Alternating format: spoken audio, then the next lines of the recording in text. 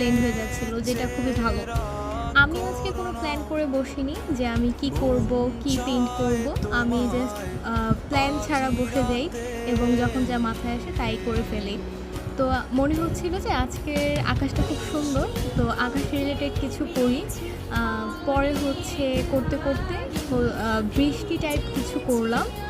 আমি অনেকদিন পরে এই কালারগুলো নিয়ে বসা, তো আমার পেইন্টিংটাতে অনেকগুলো মিস্টেক হচ্ছিল।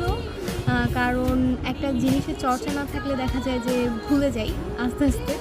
তো দেখা যাচ্ছিল অনেকগুলো মিস্টেক হচ্ছিল, কিন্তু হোয়াইট কালার দিয়ে আস্তে, আস্তে আমি ঠিক করি। আ পেইন্টিংয়ের ক্ষেত্রে যেটা আমার কাছে মনে হয় যে ব্লেন্ডিংটা অনেক মাস্ট। কারণ ব্লেন্ডিংটা যত ভালো হবে, এই ওয়েদার টাইপ পেইন্টিংগুলা ঠিক ততটাই ভালো হবে। কারণ আকাশের যেই কালারগুলো আমরা অ্যাড করি তখন দেখা যায় যে অনেকগুলা কালার একসাথে অ্যাড